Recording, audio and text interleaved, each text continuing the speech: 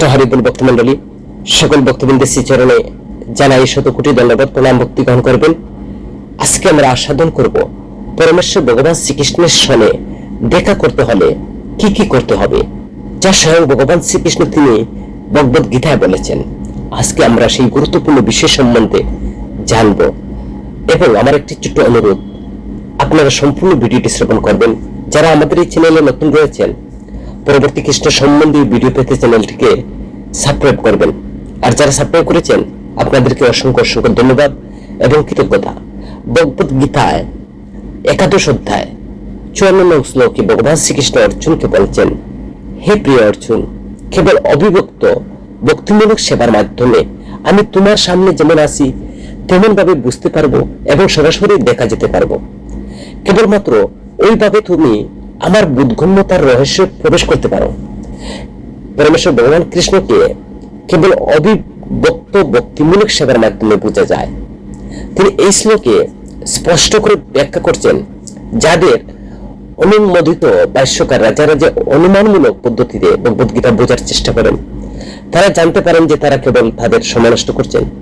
তো কেউ কৃষ্ণকে বুঝতে পারে না তিনি কিভাবে পিতামাতার কাছ থেকে চতুর্ভুজ আকারে এসেছিলেন এবং তৎক্ষণাৎ নিজেকে 2 ভুজ আকারে রূপান্তরিত করেছিলেন, তা বুঝতে পারে না। তো বেদ অধ্যয়ন বা দার্শনিক অনুমান দ্বারা এই বিষয়গুলো বোঝা খুবই কঠিন। এখানে স্পষ্ট ভগবান শ্রীকৃষ্ণ তিনি বলেছেন যে কেউ তাকে দেখা করতে পারে না বা এই বিষয়গুলো বুঝতে পারে না। তবে যারা বৈদিক সাহিত্য অত্যন্ত অভিজ্ঞ এবং তারা বৈদিক সাহিত্য থেকে তার সম্পর্কে বিভিন্ন উপায় জানতে পারেন। অনেক নিয়ম কানুন রয়েছে এবং যদি কেউ কৃষ্ণকে বুঝতে চায় তবে তাকে অবশ্যই প্রামাণিক সাহিত্য বর্ণিত বিধিনিষেধগুলো অনুসরণ করতে হবে। কেউ সেই নীতি যদি অনুসরণে বা অনুসারে তপস্যা করতে পারে, উদাহরণস্বরূপ বলা যাও গুরুত্বর তপস্যা করার জন্য, যেমন জন্মাষ্টমী ব্রত, যেদিন কৃষ্ণ আবির্ভূত হয়েছিলেন, এবং মাসের 2 একাদশী উপবাস রাখতে পারেন, বা দানের ক্ষেত্রে এটা স্পষ্ট যে কৃষ্ণের ভক্তদের দান করা উচিত। যারা সারা বিশ্বে কৃষ্ণ দর্শন বা কৃষ্ণ ভাবনামৃত বা হরে কৃষ্ণ ভক্তদের কাছে কৃষ্ণ নাম বিলিয়ে দেন, ছড়িয়ে দেওয়ার জন্য তারা ভক্তিমূলক সেবা নিয়োজিত। তো কৃষ্ণ চিন্তা মানবতার জন্য একটা আশীর্বাদ। তো রূপ গোস্বামী ভগবান চৈতন্যকে দানের সবচেয়ে দানশীল ব্যক্তি হিসেবে প্রশংসা করেছিলেন, কারণ কৃষ্ণ প্রেম যা অর্জন করা খুবই কঠিন তিনি অবাধে বিতরণ করেছিলেন। তাই যদি কেউ তার অর্থের কিছু অংশ কৃষ্ণ চিন্তায় বিতরণের সাথে জড়িত ব্যক্তিদের দান করেন, তাহলে কৃষ্ণ চিন্তা বা কৃষ্ণ ভাবনামৃত ছড়িয়ে দেওয়ার জন্য প্রদত্ত দান বিশ্বের সর্বশ্রেষ্ঠ দান হয়। আর যদি কেউ মন্দিরে অথবা পূজা করে, তাহলে তার পরমেশ্বর ভগবানের প্রতি উপাসনা এবং শ্রদ্ধা নিবেদনের মাধ্যমে তিনি উন্নতির সুযোগ লাভ করেন। তো ভগবানের প্রতি ভক্তিমূলক সেবায় নতুনদের জন্য মন্দিরে পূজা অপরিহার্য। এটি বৈদিক সাহিত্য শ্বেত উপনিষদে বলা হয়েছে যে নিশ্চিত করা হয়েছে পরমেশ্বর ভগবানের প্রতি অটল ভক্তি আছে এবং আধ্যাত্মিক গুরু দ্বারা পরিচালিত হয়। যার প্রতি তার এইরকম অটল বিশ্বাস আছে, সে প্রকাশের মাধ্যমে পরমেশ্বর ভগবানকে দেখতে পারে। আর মানসিক অনুমান দ্বারা কেউ কৃষ্ণকে বুঝতে পারে না। তো যে ব্যক্তি একজন সৎ আধ্যাত্মিক গুরু নির্দেশে ব্যক্তিগত প্রশিক্ষণ গ্রহণ করে না, তার পক্ষে কৃষ্ণকে বোঝা বা শুরু করা অসম্ভব হবে। তো ভগবান শ্রীকৃষ্ণ তিনি সেখানে ইঙ্গিত করছেন যে অন্য কোনো প্রক্রিয়া ব্যবহার করা যাবে না, সুপারিশও করা যাবে না, কৃষ্ণকে বুঝতে সফল হতেও পারবে না। কৃষ্ণের ব্যক্তিগত 2 রূপ, 2 হাত রূপ এবং 4 হাত সুদূরদর্শন বা সুদর্শন হিসাবে বর্ণনা করা হয়েছে, যা দেখা খুবই কঠিন। এখন এগুলো অর্জুনকে দেখানো অস্থায়ী বিশ্বরূপ থেকে সম্পূর্ণরূপে আলাদা। নারায়ণের 4 হাত রূপ এবং কৃষ্ণের 2 হাত রূপ শাশ্বত অতীন্দ্রিয়, যেখানে অর্জুনের কাছে প্রদর্শিত বিশ্বরূপ ক্ষণস্থায়ী, যা ভগবদ্গীতার 47 নং শ্লোকে সেখানে জানা যায় যে অর্জুন আগে কেউ সেই বিশ্বরূপ দেখায়নি বা দেখেনি। এছাড়া তারা ইঙ্গিত করেন যে ভক্তদের মধ্যে এটি প্রদর্শনের কোনো প্রয়োজন ছিল না। তো অর্জুনের অনুরোধে কৃষ্ণ সেই রূপটি প্রদর্শন করেছিলেন, যাতে ভবিষ্যতে যখন কেউ নিজের পরমেশ্বর ভগবানের অবতার হিসেবে উপস্থাপন করবেন, তখন লোকেরা তার বিশ্বরূপ দেখতে চাইতে পারে। তো পরমেশ্বর ভগবান কৃষ্ণের ভক্তিমূলক সেবা গ্রহণ করা উচিত। তবে কেউ ভগবত গীতার উপর ভাষ্য লেখার চেষ্টা করতে পারেন। কৃষ্ণ সর্বজনীন রূপ থেকে নারায়ণ চতুর্ভুজ আকৃতির রূপে এবং তারপরে তার নিজস্ব দু হাতের স্বাভাবিক রূপে পরিবর্তিত হন। এই থেকে বোঝা যায় যে বৌদ্ধিক সাহিত্য উল্লেখিত চতুর্ভুজ আকৃতির রূপ এবং অন্যান্য রূপগুলোর আদি দ্বিভুজ আকৃতি কৃষ্ণের উৎপত্তি। তিনি সকল উৎপত্তির উৎপত্তি। কৃষ্ণ এই রূপগুলি থেকে স্বতন্ত্র, নৈবেত্তিক বা ধারণা থেকে বা দূরের কথা। তো কৃষ্ণের চতুর্ভুজ আকৃতি রূপে ক্ষেত্র স্পষ্টভাবে বলা হয়েছে যে কৃষ্ণের সবচেয়ে অভিন্ন এবং চতুর্ভুজ আকৃতি রূপ যা মহাবিষ্ণু নামে পরিচিত, যিনি মহাজাগতিক সমুদ্রের সাহিত্য, যার নিঃশ্বাস থেকে অসংখ্য ব্রহ্মাণ্ড বেরিয়ে এসেছে এবং প্রবেশও করেছে। তো পরমেশ্বর ভগবানের একটি বিস্তার যা ব্রহ্মসংহিতায় বলা হয়েছে, যার মধ্যে সমস্ত অসংখ্য ব্রহ্মাণ্ড প্রবেশ করে, যার থেকে কেবল তার শ্বাস প্রশ্বাসের মাধ্যমে পুনরায় বেরিয়ে আসে, তিনি হলেন কৃষ্ণের পূর্ণাঙ্গ বিস্তার। তাই আমি গোবিন্দ কৃষ্ণ সকলের কারণের কারণ উপাসনা করি। একজন ব্যক্তির উচিত কৃষ্ণের ব্যক্তিগত রূপকে পরমেশ্বর ভগবান হিসেবে উপাসনা করা, যিনি অনন্ত আনন্দ এবং জ্ঞানের অধিকারী। তিনি হলেন সকল রূপের উৎস, তিনি হলেন সকল রূপের অবতারের উৎস, তিনি হচ্ছেন আদি পুরুষ পরমেশ্বর ভগবান। যেমন ভগবত গীতা নিশ্চিত করা হয়েছে বৌদ্ধিক সাহিত্যে গোপাল তাপনী উপনিষদে যে আমি কৃষ্ণকে আমার শ্রদ্ধাঞ্জলি প্রণাম জানাই, যার পরমানন্দ অনন্ত এবং জ্ঞানের এক অতীন্দ্রিয় রূপ রয়েছে। আমি তাকে আমার শ্রদ্ধা জানাই, কারণ তাকে বুঝার অর্থ বেদ বোঝায় এবং তিনি হলেন পরম আধ্যাত্মিক গুরু। তারপর বলা হয়েছে কৃষ্ণই পরম দৈবতম, কৃষ্ণ হলেন পরমেশ্বর ভগবান। গোপাল তাপনী উপনিষদে আরো বলা হয়েছে যে এক কৃষ্ণ হলেন পরমেশ্বর ভগবান, তিনি পূজনীয়। যে কৃষ্ণ এক, কিন্তু তিনি অসীম রূপ এবং বিস্তৃত অবতারে প্রকাশিত। তো ব্রহ্মসংহিতায় বলা হচ্ছে পরম পুরুষোত্তম ভগবান হলেন কৃষ্ণ, যিনি অনন্তকাল জ্ঞান আনন্দ দেহ ধারণ করেছেন। তার কোনো শুরু নেই, কারণ তিনি সবকিছু শুরু, তিনি সকল কারণের কারণ। অন্যত্র বলা হয়েছে যত্র অবতীর্ণম কৃষ্ণাইক্য পরম ব্রহ্ম নরাকৃতি, পরম পরম সত্য একজন ব্যক্তি, তার নাম কৃষ্ণ। তিনি কখনো কখনো এই পৃথিবীতে অবতীর্ণ হন। এইভাবে শ্রীমদ ভাগবতে আমরা পরমেশ্বর ভগবানের সকল ধরনের অবতারের বর্ণনা পাই। এই তালিকায় কৃষ্ণের নামও দেখা যায়, কিন্তু তারপরও বলা হয়েছে যে এই কৃষ্ণ ভগবানের অবতার নন, বরং তিনি স্বয়ং ভগবানের আদি পরমেশ্বর। এত চাংশ কলাপুংশ কৃষ্ণস্তু ভগবান স্বয়ং। একইভাবে ভগবত গীতায় ভগবান বলছেন যে মত পরতরম নাত্যম, যে আমার রূপের চেয়ে পুরুষোত্তম ভগবান কৃষ্ণের মতো শ্রেষ্ঠ আর কিছু নেই। তিনি ভগবত গীতায় অন্যত্র বলেছে অহম আদিহি দেবানাম, আমি সকল দেবতাদের উৎপত্তি। এবং কৃষ্ণের কাছ থেকে ভগবত গীতা বুঝার পর অর্জুন তিনি কিছু নিশ্চিত করেছেন। তিনি ভগবানের কাছে তিনি বলছেন যে হে ভগবান, পরম ব্রহ্ম, পরম ধাম, পবিত্র পরম ভবন, আমি এখন সম্পূর্ণরূপে বুঝতে পারছি আপনি পরম পুরুষোত্তম ভগবান, পরম সত্য এবং আপনি সকলের আশ্রয়। এতে কৃষ্ণ অর্জুনকে যে বিশ্বরূপ দেখিয়েছেন তা ঈশ্বরের আদি রূপ নয়, আদি রূপ হলো কৃষ্ণরূপ। হাজার হাজার মাথা এবং হাত বিশিষ্ট বিশ্বরূপ কেবল ঈশ্বরের প্রতি ভালোবাসা নেই এমন ব্যক্তিদের দৃষ্টি আকর্ষণ করার জন্য প্রকাশিত। এটি ঈশ্বরের আদি রূপ নয়। বিশ্বরূপটি শুদ্ধ ভক্তদের কাছে আকর্ষণীয় নয়, যারা বিভিন্ন দিব্য সম্পর্কে ভগবানের প্রেমমগ্ন বা পরমেশ্বর ভগবানের আদি রূপ কৃষ্ণের মধ্যে দিব্য প্রেম বিনিময় করে। এটা বন্ধুত্বের মাধ্যমে কৃষ্ণের সাথে এত ঘনিষ্ঠ সম্পর্কিত অর্জনের কাছে। তো বিশ্বরূপের এই রূপটি আনন্দদায়ক ছিল না, বরং এটি ভয়ঙ্কর ছিল। কৃষ্ণের নিত্য সঙ্গী অর্জুনের অবশ্য দিব্য দৃষ্টি ছিল। তিনি কোনো সাধারণ মানুষ ছিলেন না, তিনি বিশ্বরূপের দ্বারা মোহিত হননি। যারা সকামী কর্মের মাধ্যমে নিজেদের উন্নত করার কাজে নিয়োজিত থাকেন তাদের কাছে এই রূপটি অসাধারণ মনে হতে পারে, কিন্তু যারা ভক্তিমূলক সেবায় নিয়োজিত থাকে তাদের কাছে কৃষ্ণ দ্বিহস্তি রূপ সবচেয়ে বেশি প্রিয়। তাহলে ভগবান শ্রীকৃষ্ণকে যদি দেখা করতে চান, তাহলে ভগবান শ্রীকৃষ্ণ ভগবত গীতার 11 অধ্যায় 55 শ্লোকে তিনি সেখানে বলছেন, হে ভক্তগণ বা হে আমার প্রিয় অর্জুন, যদি আমার সাথে যদি কেউ দেখা করতে চায় তাহলে তাকে 5টি কর্ম করতে হবে। তো কি কি 5টি কর্ম?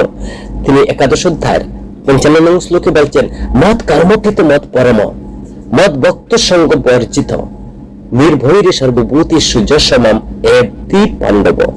হে আমার প্রিয় অর্জুন, যিনি আমার বিরুদ্ধে বা আমার বিষয়ে বিশুদ্ধ বা আমার ভক্তিমূলক সেবা নিয়োজিত হন, সকর্ম মানসিক জল্পনা দূষণ থেকে মুক্ত, যিনি আমার জন্য কাজ করেন, যিনি আমাকে জীবনের পরম লক্ষ্য করেন, যিনি প্রতিটি জীবের প্রতি বন্ধুপূর্ণ।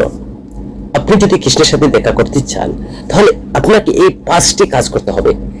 স্বয়ং ভগবান শ্রীকৃষ্ণ তিনি ভগবদ্গীতায় বলছেন, মত কর্মকৃত মত পরম মদ্ভক্ত সঙ্গ বর্জিত নির্ভরে সর্বভূতিষু সজা স্বমামেতি পাণ্ডব। মত কর্ম, আমার কর্মে যুক্ত হও। মত পরম, আমার প্রতি নিষ্ঠাবান হও। মদ ভক্ত, আমাতে ভক্তিযুক্ত হও। সর্ববর্জিত জড় বিষয়ের আসক্তি রহিত হয়ে নির্ভয়ের শত্রু ভাব রহিত হও। কৃষ্ণ বলছেন, যারা আমার সাথে কাঁধে কাঁধ মিলিয়ে দেখা করতে চান তাদেরকে তিনি ওয়েলকাম জানাচ্ছেন।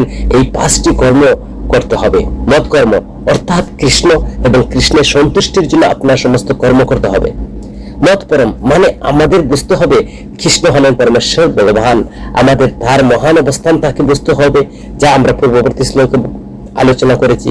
মত ভক্ত, আমাকে ভক্তিযুক্ত হও এবং আমার কৃষ্ণ ভক্ত হও। এবং সঙ্গ বর্জিতা, জড় বিষয়ের সমস্ত উপকরণ সংযুক্তিকে আপনাকে ত্যাগ করতে হবে। নির্ভয়ের সর্বভূতিষু, আমার প্রয়োজন এমন কোন একক জীবকে বলার জন্য কোন শত্রুতা বা অবহেলিত অনুভূতি রাখা উচিত নয়। অন্যের প্রতি হিংসা বা বিদ্বেষ পোষণ করে আমার সাথে থাকা মানেই কৃষ্ণের সাথে দেখা করার অনুমতি নেই।